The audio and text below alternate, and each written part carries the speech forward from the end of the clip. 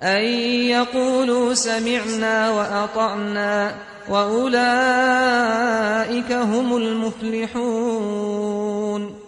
Doa berbuka puasa, ada dua hal yang perlu kita perhatikan di sana. Yang pertama adalah doa khusus ketika berbuka puasa. Kemudian yang kedua, doa umum yang isinya permohonan secara umum yang kita panjatkan ketika kita berbuka puasa. Untuk yang pertama, yaitu lafaz doa khusus ketika berbuka puasa, ada satu kalimat yang masyhur yang sering dibaca oleh kaum muslimin. Bunyinya adalah Allahumma lakasumtu wa bika amantu wa ala rizkika aftartu dhahabadh dhama'u wabtallatil uruq wa thabatal ajru insyaallah. Dalam kesempatan yang lain ada juga yang memberikan tambahan ya arhamar rahimin atau birahmatika ya arhamar rahimin. Terkait doa ini ada penggalan yang di sana statusnya sahih dan ada penggalan yang di sana statusnya dhaif. Untuk penggalan yang sahih adalah mulai dari kalimat dhahabadh dhama'u wabtallatil uruq wa thabatal ajru insyaallah. Ini berdasarkan hadis dari sahabat Ibnu Umar radhiyallahu anhuma. Beliau mengatakan kana Rasulullah sallallahu alaihi wasallam idza aftara qala dhahaba adh-dhama'u wa btallatil uruq wa thabata al-ajru insyaallah. Rasulullah sallallahu alaihi wasallam ketika beliau berbuka, beliau mengucapkan kalimat doa tadi. Mulai dari kalimat dhahaba adh-dhama'u wa btallatil uruq wa thabata al-ajru insyaallah. Dan hadis ini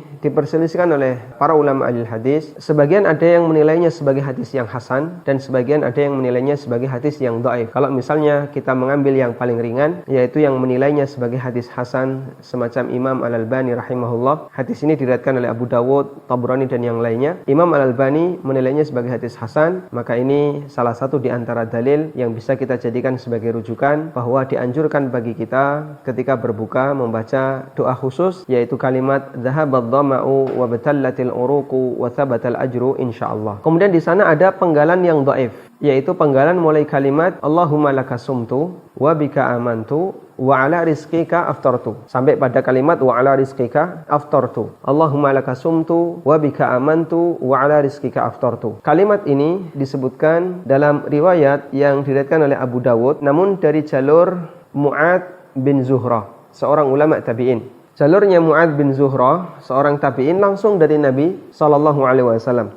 Tidak ada perantara antara Mu'adz dengan Rasulullah sallallahu alaihi wasallam. Padahal Mu'adz bin Zuhrah seorang tabi'in. Sementara Mu'adz bin Zuhrah tidak pernah ketemu Rasulullah sallallahu alaihi wasallam. Karena itulah hadis ini digolongkan oleh para ulama sebagai hadis mursal, dan hadis mursal termasuk salah satu di antara jenis hadis dhaif karena sanadnya, ya, perawi-perawi yang membawakan hadis ini tidak bersambung sampai Rasulullah sallallahu alaihi wasallam. Ada perawi yang tidak ada di situ, yaitu para sahabat. Karena Mu'adz seorang tabi'in menyampaikan hadis dari Nabi sallallahu alaihi wasallam.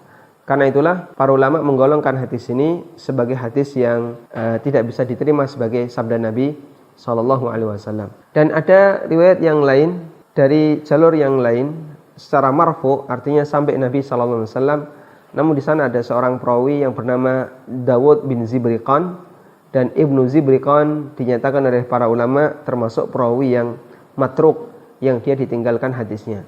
Karena itu kesimpulannya untuk kalimat Allahumma lakasumtu wa bika amantu wa ala rizqika aftartu, ini kalimat yang dhaif sehingga tidak bisa kita jadikan sebagai dalil. Kemudian yang kedua, doa umum yang kita baca ketika berbuka puasa. Ada satu keistimewaan yang diberikan oleh Allah Subhanahu wa taala bagi mereka yang berpuasa, sebagaimana disebutkan dalam hadis dari Abu Hurairah radhiyallahu anhu. Nabi sallallahu alaihi wasallam bersabda, "Thalathun la turaddu da'watuhum." Ada 3 orang yang doanya tidak ditolak oleh Allah Subhanahu wa taala. Dan salah satunya, kata Rasulullah sallallahu alaihi wasallam, adalah was-shaimu hina yuftir. Dan doanya orang yang sedang berpuasa ketika dia berbuka. Ini menunjukkan bahwasanya kita dianjurkan untuk memperbanyak berdoa kepada Allah pada saat mendekati berbuka, karena ini termasuk di antara waktu yang mustajab untuk berdoa. Salah satu di antara praktiknya, dan hadis tadi diriwayatkan oleh Tirmidzi.